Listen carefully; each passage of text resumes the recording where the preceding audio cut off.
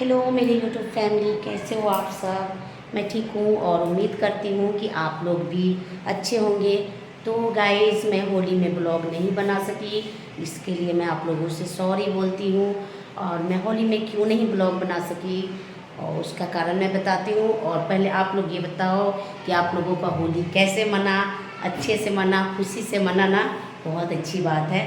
चलिए मैं आपको बताती हूँ कि मैं होली में ब्लॉग क्यों नहीं बना पाई। और ये देखिए गाइस, आप लोगों को सब कुछ नया नया दिख रहा होगा क्योंकि रूम मैंने शिफ्ट किया फिर से। और इसका कारण ये है कि जिस रूम में मैं रहती थी वहाँ पर लिफ्ट लगने वाला था और लिफ्ट के लिए वो दीवार तोड़ फोड़ हो रहा था। तो अंकल जी बोले कुछ दिनों के लिए रूम अपना शिफ्ट कर लो क्योंकि काम लग रहा है। अंकल जी थे ना मेरे पहले रूम के, उनके पैर से चला नहीं जाता है और 4 तल्ला पर उनको चलने में दिक्कत होता था। तो उनके बेटा आए हुए थे और वे लोग लिफ्ट तोड़ के दरवाज़ा, दीवार जो है मेरे रूम से अटैचड दीवार था, तो उसको तोड़ उड़ कर वे लोग बनवा रहे हैं। तो ये देखिए जल्दी जल्दी में मुझे ये रूम मिला और मैं शिफ्ट हो गई। ये देखिए निशा कैसे भागी। तो ये देखिए मैं रूम आपको दिखा रही हूँ। ये देखिए ये मेरा एक रूम है, ये मेरा हॉल हो गया। और अभी तक देखिए गाइस मेरा एक पंखा लगा हुआ है। तो ये देखिए एक बेडरूम ये सत्यम के लिए है, बट अभी मेरा पंखा नहीं लगा हुआ है। तो मैं इसी में सब आदमी सो रहे हैं। बउआ एक पंखा लगा दिया मेरा बेटा। और इस रूम में ये देखिए फ्रेंड मेरा पंखा नहीं लगा हुआ है क्योंकि अभी अंकल के यहाँ से पंखा आया ही नहीं है। और ये देखिए फ्रिज जो मेरा था। और किचन में आप लोगों को दिखाती हूँ गाइस, एकदम देखते रहिए। तो ये देखिए गाइस मेरा प्यारा सा मस्त किचन आपको दिख रहा है ना। ये देखिए ये मेरा किचन हुआ। और बस जिस रेंज में मैं रहती थी ना वहाँ पे उसी रेंज में मुझे ये रूम मिला और मैं जल्दी जल्दी ले ली क्योंकि अब अंकल बोल रहे थे कि कम से कम 6 महीने लगेंगे लिफ्ट बनाने में क्या। तो मुझे जैसे मिला, मेरी एक फ्रेंड बताई रूम, मैं इसमें शिफ्ट हो गई। तो गाइज़ आप लोग मेरी फैमिली हो, आप लोगों को बताना मेरा उचित था। गाइज़ आप लोग मेरी फैमिली हो और मैं आप लोगों को नहीं बताऊंगी तो किसको बताऊंगी कि मैं कहाँ हूँ, क्या कर रही हूँ। और ये देखिए फ्रेंड, ये मैं मशीन रख दी और ये देखिए सिलाई का कपड़ा उपड़ा मैं काटी हुई हूँ। और परसों से मैं सिलाई कर रही हूँ। और ये देखिए फ्रेंड मैं ये अपना कपड़ा बनाई 2 मीटर कपड़े में, कम से कम 300 रुपया का एक कपड़ा पड़ा। और कल मैं बिना बाजू का बना के और शॉर्ट वीडियो बना दी, उसके बाद आज मैं बाजू बनाई हूँ। खाने में बना है मेरा दावल चावल चोखा। और चलिए फ्रेंड, ये तो मैं अपनी स्थिति के बारे में आपको बताई कि मैं कहाँ हूँ, कैसी हूँ।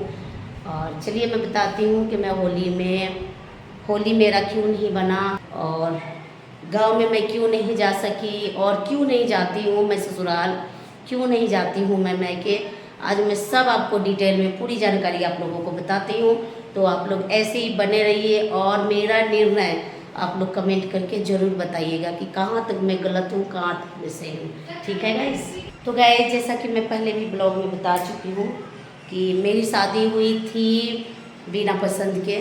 तो लड़का को मैं पसंद नहीं थी, बट अंधाधुंध सामाजिक ये ऐसा रुतबा था ना उस वक्त कि ये लोग अपने इज्जत के चलते किसी से भी सौदा किसी को कर देते थे और हम लोगों को पावर नहीं था बोलने का। तो चलिए माँ बाप की ज़िंदगी का फैसला किए। मैं ये नहीं कर रही हूँ कि वो लोग गलत किए, क्योंकि कोई माँ बाप अपने बच्चों का ज़िंदगी का फैसला बहुत अच्छे से करता है और सोच समझ के करता है, लेकिन अंदर लड़का या लड़की में क्या होता है ये कोई नहीं जानता है। फ्रेंड्स, इतने दिनों बाद ये बातें मुझे याद किस लिए आई, क्योंकि मेरे बाबूजी हैं ना, वो बोल रहे हैं कि वापस गांव जाके रहो। और मैं इतना रोई हूँ ना, इतना रोई हूँ कि मैं आपको बता नहीं सकती हूँ। क्योंकि 22-23 साल वो लोग तो सोच के अच्छा ही किए, क्योंकि 23 साल पहले मेरा शादी हुआ था। वे लोग किए थे अपनी मर्ज़ी से किए।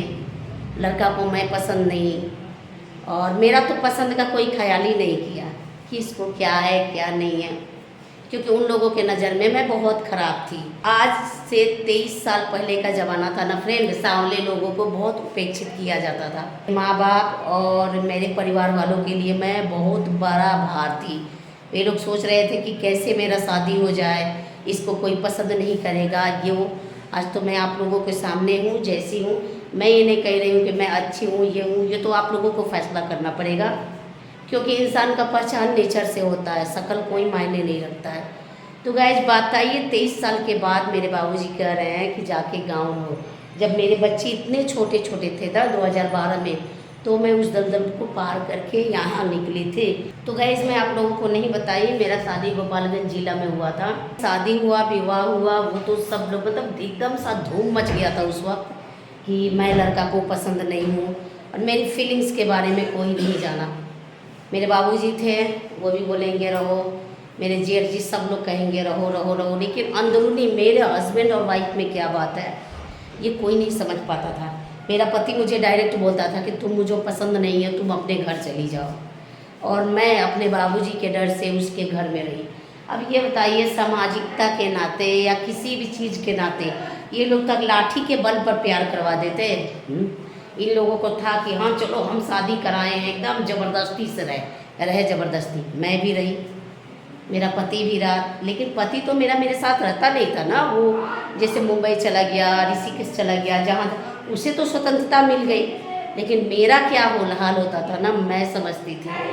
क्योंकि जो पति आपसे बोल देगा कि तुम मुझे पसंद नहीं हो, खुद आप फीलिंग करो कि जो पति बोल देगा कि तुम मुझे पसंद नहीं हो, भाग जाओ, मेरी ज़िंदगी से निकल जाओ, और वो रात रात भर रोएगा, तब आपका दिल कैसा करेगा कि उसके साथ में रहो। कैसे कैसे करके 2-3 बच्चे हुए मेरे। अब ये नहीं कहती हूँ कि मैं कहीं से उठा के लाई, हाँ मेरे पति के ही बच्चे हैं, मैं इतना मानती हूँ। उसके बाद मेरा 6-7 बार एबॉर्शन हुआ। तब तक मुझे पता नहीं था कि प्यार क्या होता है। तब तक गाइज मैं ये सब बर्दाश्त करते रही। उसके बाद मैं कितना भी रोती थी ना, मेरी फीलिंग्स को कोई नहीं समझ पाता था, कोई नहीं। तो मैंने लास्ट निश्चय किया कि ना मेरे मैके वाले मेरे सपोर्ट कर रहे हैं, ना ससुराल वाला मुझे जीने दे रहे हैं, क्योंकि मेरे ससुराल में था उस वक्त ना कि एकदम कैद में रखते थे ये लोग। कहाँ जाती है, किससे बात करती है, यहाँ तक कि मैं अपनी मर्जी से बात भी नहीं कर सकती थी। अब मैं अपनी मर्जी से बाजार पर से कुछ मंगा के खा भी नहीं सकती थी, इतना ज़िंदगी था मेरा। तो बस जो लोग शादी किए थे, अभिभावक लोग, जो मेरे बाबूजी हुए, मेरे जेठ जी, ये लोग तो सोचते चलो समाज में इज्जत बचेगा मेरा, ये रहे। तब मैंने बीच का रास्ता अपनाया। मैं इतना रोती थी रात रात भर, इतना रोती थी, क्योंकि जिसका पति रात रात भर रोएगा कि तुम मेरी लाइफ से निकल जाओ, मेरी ज़िंदगी बर्बाद कर दिया सकियो, उस औरत के दिल पर क्या गुजरेगा। क्योंकि गाइस आप खुद फील करो कि आपका पति बोलेगा कि तुम मुझे पसंद नहीं हो, तुम मेरी लाइफ से निकल जाओ। सिर्फ सोने बैठने से प्यार नहीं होता है फ्रेंड। जो मेरी बहन होगी, जो मेरे दौर से गुजर रही होंगे ना, उन लोगों को समझ में आएगा। बाकी तो कुछ लोग मजाक उड़ाएंगे ना कि चलो प्यार नहीं था तो बच्चा कहाँ से हुआ। कौन बोलता है कि प्यार रहने से बच्चा होता है? कोई किसी का बलात्कार भी हो जाता है ना, उसको भी बच्चा हो जाता है, तो क्या उसको प्यार बोलते हैं? साथ मेरा यही हुआ, मैं चुपचाप बर्दाश्त करते गई। कितना पंचायत हुआ, कितना क्या क्या करके ये मेरे जेठ जी लोग पंचायत लेकर जाते थे मेरे घर पे, और सब जगह से मुझे बदनाम किया जाता था। यहाँ तक कि मेरे घर वाले मेरा सपोर्ट नहीं करते थे, वे लोग भी उसी का पक्ष रखते थे कि वो सही है, जाके वो कैद खाने में फिर से रहे। तब थक हार के मैंने 2012 में निर्णय किया और मैं पटना में आ गई। मेरे ससुराल वालों का बस यही मानना है ना कि वो पैसा दे रहा है ना खाने के लिए, बस खाने भर से मतलब है। उन लोगों को किसी के फीलिंग्स से मतलब नहीं है कि उसके पति का क्या फीलिंग्स है, उस लड़की का क्या फीलिंग्स है, उसके बच्चों का क्या। आज मेरे बच्चे बड़े बड़े हो गए, इतना छोटा छोटा लेकर मैं आई पटना में गई, और देखिए ये लोग मुझे फिर से वहीं भेजना चाहते हैं कि गाँव में चली जाओ। बस धमकी मिलता है मुझे पैसा का। आप लोग ये बताइए कि अगर मैं पैसे कमाती, अपने पैरों पे खड़े रहती, तो गाइस आप लोग ये बताइए कि अगर मैं पैसे कमाती, अपने पैरों पे खड़ा रहती, तो आज मुझे कोई ज़बरदस्ती गांव नहीं न ले जाता। तो प्लीज़ आप लोग मेरा सपोर्ट कीजिए और मुझे गांव जाने से रोकिए। मैं गांव जाकर आना चाहती हूँ, लेकिन हमेशा के लिए मैं वहाँ नहीं रहना चाहती हूँ, क्योंकि मुझे घुटन होता है वहाँ। मैं वहाँ सुसाइड भी कर सकती हूँ, मैं नहीं जा सकती। मैं कैसा कैसा दौर से गुजरे हो ना, और कितनी मुसीबत का सामना करने के बाद मुझे ये आज़ादी मिली है। 3 बच्चे, मेरा कभी पति नहीं जानता होगा कि कहाँ पैदा हुआ, मैके वाले साथ दिए, मैं मानती हूँ। तो मैके वाले साथ दिए तो उनका तो ये अधिकार नहीं है कि ज़बरदस्ती मुझे फिर उसी दलदल में ले जाके रखे। तो प्लीज़ आप लोग मेरा सपोर्ट कीजिए। और मैं सबसे बोलती हूँ कि मैं अब किसी से मदद मांगने नहीं जाऊँगी, चाहे मेरे बाबूजी हो, चाहे मेरे जेठ जी हो, चाहे कोई हो। मैं जो भी मेरा प्रॉब्लम चल रहा है लाइफ में, मैं खुद हैंडल करूँगी। और ना मैं आप लोगों के घर कभी आऊँगी, मैके वाले से बोल रही हूँ, इसलिए मुझे भार ना समझे। और कृपया कर प्लीज़ मुझे उस दलदल में जाने मत दीजिए और ज़बरदस्ती मेरे साथ मत कीजिए। फ्रेंड, मैं बहुत ज़्यादा गर्मी लग रहा है मुझे। चलिए मैं घर में रूम में चल के, पंखा जहाँ पे लगा हुआ है ये देखिए, यहाँ पे मैं आप लोगों से बात करती हूँ। तो गाइस, सिर्फ मैं आप लोगों से आज बात कर रही हूँ। ये ब्लॉग बनाने का मेरा मेन मकसद यही है कि मैं बस आप लोगों को बता सकूँ कितनी मुसीबतों से और कितनी परेशानी से मैं वहाँ से निकली हूँ। बाबू थोड़ा दरवाज़ा खोलो तो खिड़की। तो फ्रेंड देखो, मैं नीचे बैठ गई। तो फ्रेंड्स, बस मेरा ब्लॉग बनाने का यही उद्देश्य है कि मुझे ज़बरदस्ती कहीं भी ना भेजा जाए। मुझे पैसे नहीं देगा तो मैं माँ बाप से भी नहीं मांगने जाऊँगी कि मुझे खर्च दो। हम लोग माँ बाप बेटा, माँ बाप को नहीं बोल रही हूँ। अब हम लोगों को, अब मेरे को अगर खर्च नहीं मिलते हैं तो मैं माँ बाप के आगे भीख नहीं मांगूंगी, क्योंकि मैं माँ बाप के आगे भीख जब मांगूंगी ना तो वे लोग बोलेंगे कि गांव जाओ। इसलिए मैं माँ बाप से भी बोलना चाहती हूँ कि मैं गांव नहीं जाऊँगी। और रही बात हिस्सा जायदाद या जो कुछ करूँ, मैं पुलिस की मदद लूँगी। अब मुझे अब किसी से कोई मतलब नहीं रहा, क्योंकि मुझे जितना जलील किया गया है ना मैके में भी क्योंकि गाइस, मुझे जितना जलील किया गया है ना ससुराल में, मैके में, सब जगह सब कुछ याद है मुझे। 23 साल हो गया, बट ये मेरे लिए लग रहा है कि 23 मिनट पहले की बात है। इसलिए प्लीज़ आप लोग मेरा सपोर्ट कीजिए। और बस मैं आप लोगों से, मेरे सब्सक्राइबर भाई जो होंगे, अपने बाल बच्चों को एकदम से मैं नहीं कर रही हूँ कि लव मैरिज शादी कीजिए या कुछ भी कीजिए, बट अपने पसंद से शादी ज़रूर करने दीजिएगा। नहीं तो देखिए मेरा लाइफ कितना नरक हो गया है। मैं आप लोगों से अभी खुल के बात नहीं बोली कि मेरे साथ अभी क्या प्रॉब्लम हो रहा है। अगर वो बात मैं बोल दूँगी ना तो मेरे मैके ससुराल के सब लाठी लेकर आ जाएंगे मारना। मेरे साथ अभी क्या प्रॉब्लम हो रहा है वो कभी मैं आप लोगों को ज़रूर बताऊँगी। पहले तो सबसे पहले मुझे आप लोगों से रिक्वेस्ट करती हूँ कि आप लोग मेरा सपोर्ट कीजिए, ताकि मेरे मैके के लोग, मेरे ससुराल के लोग मेरी ज़िंदगी पर हस्तक्षेप ना करें। वैसे ही 23 साल बाद, 23 साल पहले, वैसे भी 23 साल पहले ये लोग मेरी ज़िंदगी को पूरा ख़त्म कर चुके हैं। ना लाइफ में कभी प्यार मिला, ना लाइफ में कभी सपोर्ट मिला। बहुत बुरा हुआ है मेरे साथ, बहुत बुरा। इसलिए मैं मैके नहीं जाती हूँ और ससुराल भी नहीं जाती हूँ, क्योंकि ये लोग बहुत जलील की हैं। मेरा पति सबके सामने मुझे मारता था, और मजाक उड़ाने वाले मजाक उड़ाते थे, बर्नोल लगा लो, यहाँ मेरा ऐसे फूल जाता था। और जानते हैं गांव में क्या होता है? गांव में बोलता है ऐसे, औरत ये बहुत खच्चर है इसलिए पति उसका मारता है। ऐसे गांव में अभी सिस्टम। तो गाइज, मैं नहीं चाहती कि जैसे मेरी ज़िंदगी को वो बर्बाद किया, मेरी बेटी के साथ भी वैसा करे। गाइज, जानते हो गांव में क्या होता है?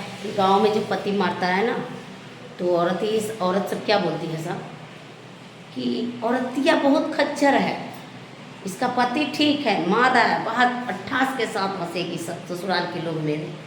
और मैं चुपचाप बर्दाश्त करती थी। बस एक आस में मैं बर्दाश्त करती थी ना कि कभी मैं अपने पैरों पर खड़ा होंगी ना, तब मैं इन लोगों को बताऊंगी। और बस मैं अपने पैरों पर थोड़ा सा कोशिश कर रही हूँ खड़ा करने की। तो सबको वीडियो मत बनाओ, ये मत बनाओ, वो मत बनाओ। वीडियो के लिए मुझसे कितना क्या हुआ। मैके के लोग भी मुझसे रुष्ट हुए, ससुराल के लोग भी मुझसे रुष्ट है, क्या नहीं मेरे बारे में बोलते हैं। लेकिन कभी मैं ब्लॉग में नहीं बताती हूँ वो सब चीज़ें, और बताना भी नहीं चाहती हूँ, क्योंकि बहुत बड़ा मतभेद हो जाएगा, बहुत बड़ा। लेकिन अब मुझे लगता है कि शायद बताना पड़ेगा। तो चलिए गाइस, ये ब्लॉग में आपको यही बताई कि शादी बिना मर्जी से हुआ। 23 साल पहले मेरे साथ बहुत मारपीट मेरा पति करता था, और ससुराल के सारे लोग सपोर्ट करते थे, उसका ही सपोर्ट करते थे कि चलो मार रहा है, अच्छा है। मैके में मैं बोलती थी, मैके के लोग भी उसी का सपोर्ट करते हैं, सब लोग साथ थे, अकेले मैं खड़ी थी। और मैके जाना क्यों मैंने छोड़ दिया, क्योंकि सब लोग मेरे पति का सपोर्ट करते हैं और बोलते हैं गाँव जाओ। मैं ये स्वतंत्रता नहीं खोना चाहती हूँ, मुझे बस आप लोगों के साथ रहना है, मुझे कुछ नहीं चाहिए। मैं, मेरे बच्चे, आप लोग, बस, मुझे किसी का साथ नहीं चाहिए। क्योंकि जब 3 बच्चे मेरे पेट में थे ना, तब भी मेरा पति मेरा साथ नहीं दिया था। उस इतना गंदा दौर में वो मेरा साथ छोड़ा था। पैसा दे देता था पहले 5,000 या 10,000, उसके अलावा वो कभी जो इमोशनल रिश्ता होता है ना, वो नहीं निभाएगा। सो जाएगा, बच्चा रह जाएगा, चला जाएगा। और पैसा देता था ना, उसी को मैके वाले बोलते बहुत अच्छा कर रहा है, पैसा तो दे रहा है ना, सोया ना, बिना प्यार के थोड़ी ये बच्चा हो जाएगा। ऐसी ऐसी लोगों की मानसिकता है। तो मैं खबरदार कर रही हूँ उन लोगों को, मेरे लाइफ में कोई ना आएगा। मैं अपना लाइफ जो भी है, मैं अपने पति से अधिकार अपना मांगूंगी कानूनी तौर पे। इसलिए आप लोग पंचायत सब लोगों को बोल रही हूँ कि ये ना करें, और मुझे ज़बरदस्ती गांव में भेजने की कोशिश ना की जाए। और आप लोग भी फ्रेंड मेरा इसमें सपोर्ट कीजिए, क्योंकि आप लोग मेरी दर्दनाक लाइफ को जानते हो। बस चलिए गाइज, ये ब्लॉग मैं यहीं पे समाप्त करती हूँ। और देखिए, मैं समाप्त कर रही हूँ होली के बारे में, तो मैं नहीं बताई। देखो फ्रेंड, हुआ क्या था होली में मेरा पति आया घर, ठीक है, यहाँ पे आया, 4 घंटे बैठ के मोबाइल अपना दबा रहा है। मैं बोली कि रूम शिफ्ट की हूँ, थोड़ा सा मेरा पंखा वंखा लगा दीजिए, क्योंकि मेरा सत्यम पंखा लगा लेता है, बट उससे वो पंखा नहीं खोला जाता है। उसको इस सब से कोई मतलब नहीं है, वो अपना मोबाइल टिप रहा है, दबा रहा है, क्या देख रहा है क्या नहीं। खाना के लिए मेरा बेटा पूछा, मैं पूछी, नहीं खाया। उसको बाद मेरी बेटी थी, पता नहीं मेरी बेटी को उसका चाल चलन अच्छा नहीं लगता है, उसको अच्छा नहीं लगा, वो मेरी सहेली के घर चली गई, ठीक है। बोल रहा है कि वो सहेली के घर क्यों गई, उसको क्या मतलब है। उसकी जैसे मेरी ज़िंदगी को बर्बाद किया, तो मैं फ्रीडम दी हूँ, और इतना भी फ्रीडम नहीं दी हूँ कि वो भाग जाए किसी के घर पे। वो एक पतली पतली, देखते होंगे आप लोग ब्लॉग रील्स में, मेरे साथ आती है, उसी के घर वो गई थी। क्योंकि इसको अच्छा नहीं लगता है कि मेरा बाप एकदम परुआ जैसा सोया रहे, मोबाइल दबाता रहे, फिर उसको किसी से कोई मतलब नहीं, इसको अच्छा नहीं लगता है। तो ये अपना चली गई, बस उसी के चलते वो मोबाइल टिपते यहाँ से होटल में रहा और चला गया। 2 दिन 3 दिन तक टेंशन कर कर के बस इस कारण मेरी होली नहीं मनी। अब आप लोग बताओ फ्रेंड, मैं गलत हूँ, कौन गलत है। और मेरे बाबूजी कहते हैं कि उसके घर जाके रहो, ज़बरदस्ती उसके साथ रहो। जिस इंसान में प्यार ही नहीं है मेरे लिए, उसके साथ मैं कैसे रह सकती हूँ बताओ। इससे तो अच्छा है मैं अकेले रह रही हूँ, वो अच्छा है। बस आप लोग कभी मेरी कहानी मेरे वीडियोज़ में जाके देखिएगा, क्या क्या मेरी लाइफ में हुआ। ये तो मैं आधा अधूरा आप लोगों को बता रही हूँ। जिस इंसान को मेरे लिए थोड़ा सा भी प्यार नहीं है, इतना सा भी प्यार नहीं है, उस इंसान के साथ ज़बरदस्ती ये लोग क्यों मुझे रखना चाहते हैं। मैं नहीं रहना चाहती हूँ फ्रेंड्स, मैं बिल्कुल नहीं रहना चाहती हूँ उसके साथ में। कपड़े मैं रखी हुई हूँ, सिलती हूँ, क्योंकि उसका पैसा एक लिमिट तौर पर आता है, इतना ही पैसा आना है। उसके बाद मुझे बीमारी होता है। कभी मेरे बाबूजी भेज देते थे पैसा, या कभी मैं कहीं से करके अपने पैसे का जुगाड़ करती हूँ। तो सिलाई नहीं करूँगी तो मेरी इमरजेंसी के लिए पैसे नहीं रहेंगे, तो मैं जा रही हूँ सिलाई करने। बस आप लोग कमेंट में ज़रूर ये बात मुझको बताइएगा कि जिस इंसान को मैं पसंद नहीं हूँ, जो इंसान खुल के बोलता है कि तुमसे मुझको प्यार नहीं है, उस इंसान के साथ मैं कैसे रह सकती हूँ। एक बार कभी यहाँ से सोच के देखिएगा, और यहाँ से, तब मेरी फीलिंग्स आपको समझ में आएगी। ये ब्लॉग मैं यहीं पे समाप्त करती हूँ। मिलती हूँ आपसे अपनी लाइफ को लेके, और अपनी लाइफ के कुछ नए चैप्टर के साथ में आप लोगों के सामने मैं बताना चाहती हूँ। और आज सिलाई करना है। तो बस आज के लिए इतना ही, मिलते हैं नेक्स्ट वीडियो में, तब तक के लिए tata bye bye, take care.